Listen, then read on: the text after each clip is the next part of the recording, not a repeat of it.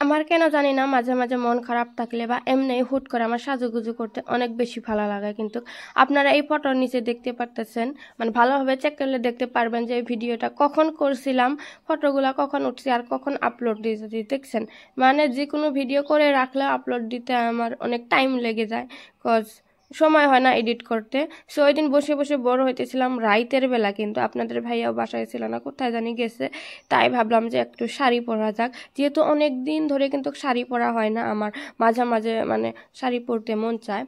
তাই আজ একটু রাইতের বেলা সাজুগুজু করবো আর শাড়ি পরবো। আর ভাবতেও পারি নাই যে আমি এই সুন্দর ফটোগুলো উঠাইতে পারবো। সো আপনাদের ভাইয়াকে অনেক ধন্যবাদ, আমাকে সুন্দর সুন্দর ফটো ক্লিক করে দিয়েছে কিন্তু। আর আমি ইউজুয়ালি ওই রকম মানে আইলাইনার বা কাজল এগুলা পরি না। সো ওই দিন আমি আইলাইনার পরছি, সরি আইলাইনার পরছি। আর আমি কাজল পরি না, কাজল পরলে কি হয় আমার, আর আইলাইনার পরলেও হয়ে যায়, মানে যে একদিন পরলেও তার 3-4 দিন আমার যতই আমি সাবান দিয়ে ভালোভাবে ধুই বা ফেস ওয়াশ দিয়ে ধুই বা যতই যা করি কেমন জানি ভূতের মতো ভূতা হয়ে থাকে, যার জন্য আমার একদম ভালো লাগে না। তারপরেও যেহেতু একটু সাজুগুজু করব, শাড়ি পরবো, তাই একদম রিস্ক নিয়ে ওই দিন আমি সাজুগুজু করছি। আর কোনো মানে জাস্ট আইলাইনার পরছি আর মেবি কাজলও পরছিলাম, ওইটা আমি ভিডিও ক্লিপ নিতে পারি নাই। আর এই যে লিপস্টিক পরছি একটু, বুঝছেন, এইটুকু। আর আমি তার উপরে আর কোনো কিছু লাগাই না, মেবি আমি পারি না লাগাইতে, বুঝছেন। আর ব্লাশের জন্য একটু ওই যে লিপস্টিক ইউজ করছি ব্লাশের জন্য।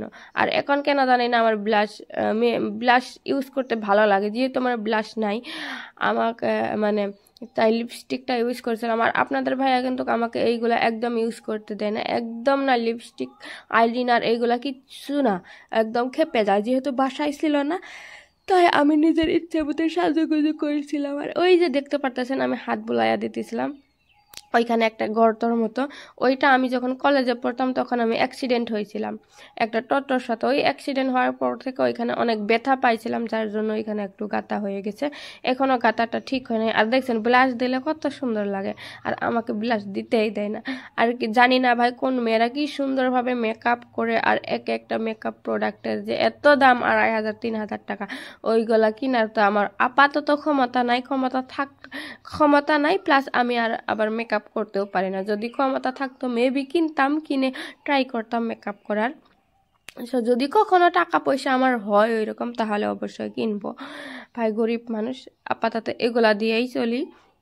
তো দেখছেন কিরকম ছিলাম আর কিরকম হয়ে গেলাম। আর এখন আমি শাড়ি পরবো, মানে এই যে আমার কিন্তু ওই রকম কাপড় সাপড়ও নাই, বুঝছেন। এই যে এই কয়েকটাই কাপড়, মানে ড্রেস এই কয়েকটাই, শাড়ি অতগুলা নাই।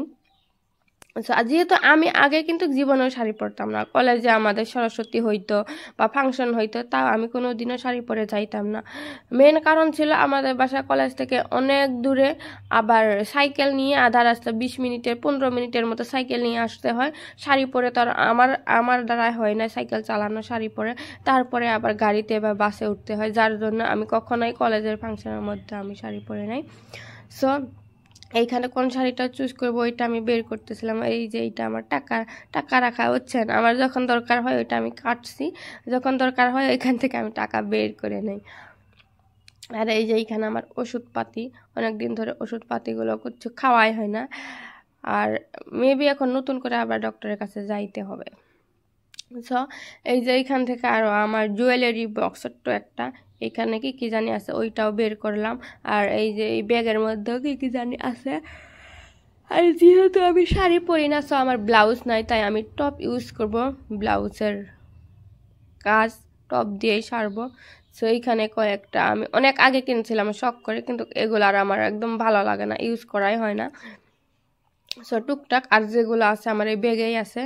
সো এই যে এইখানে আমি শাড়িটা দেখাইতেছি আপনাদেরকে, দেখছেন এই শাড়িটা অবশ্যই পরলে অনেক বেশি ভালো লাগে, আপনারা তো ফটোর মধ্যে দেখলেন। আর মানে শাড়িটা একদম সুন্দর, যেইভাবে রাখা যায় ওইভাবেই থাকে, যার জন্য বেশি ভালো লাগে আমার। এই যে আমি শাড়ি পরছি আর ওড়নাটাও পরে নিছি, হিজাবটাও করে নিছি, সিম্পলভাবে করে নিছি, যেহেতু আমি কোথাও যাবো না, জাস্ট নিজের ভালো লাগার জন্যই করতেছি। আর দেখছেন অনেকেই বলে যে মেয়েরা নাকি ছেলেদের দেখানোর জন্য সাজুগুজি করে। না ভাই, দেখছেন, মানে মেয়েদের মন চাইলে ওরা করে, মন না চাইলে কিন্তু করে না। মেয়েদের নিজেদের জন্যই কিন্তু ওরা সব কিছু করে। আর আমাকেই দেখুন, যেহেতু এই যে আমার ভালো লাগতেছিল না বা মন চাইছিল যে একটু সাজুগুজু করি, তাহলে মেবি ভালো লাগবে, তাই দেখছেন এই যে নিজের জন্য নিজেকে একটু মানে সাজুগুজু করালাম, এইরকম অবস্থা।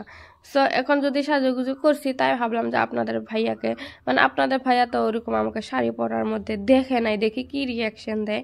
সো ওই জন্য ওয়েট করতেছিলাম। আর ওই দিনে কি হয়েছিল জানেন, ওয়েট করতে করতে আমার এত ঘুম ধরছিল। সো ভাবছিলাম যে চেঞ্জ করে নিব, তারপরে ভাবলাম যে না, এত কষ্ট করে শাড়িটা পরছি, এখন যদি আবার আপনাদের ভাইয়াকে না দেখায় চেঞ্জ করে ফেলি, কিরকম দেখা যায়।